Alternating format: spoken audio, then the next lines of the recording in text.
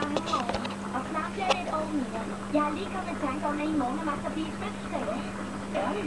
Jeg troede ellers, at super gamle mennesker holdt op med at have fødselsdag på et vist tidspunkt. Og jeg har endda købt en gave. Hvad køber man egentlig til en super spirituel fyr som ham? En grøntsagshave? Genbrugsyogamåtte? Kom den fint.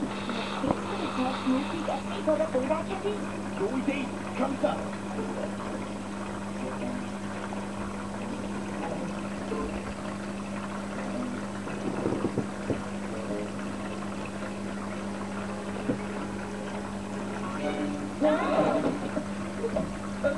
Hej, Master Bodai.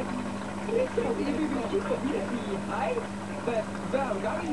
Jeg mediterer i fred og nyder mit liv uden materielle ejendele.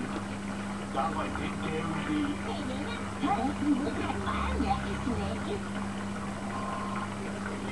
Kommer fra en fjern bjergkæld sted i Alaska. Jeg kender det sted.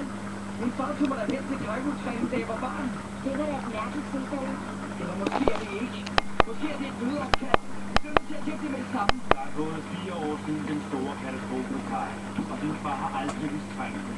Han har højst sandsynligt ikke overlevet hans forsøg på at holde Cairo-skibet ud af Lokars hænder.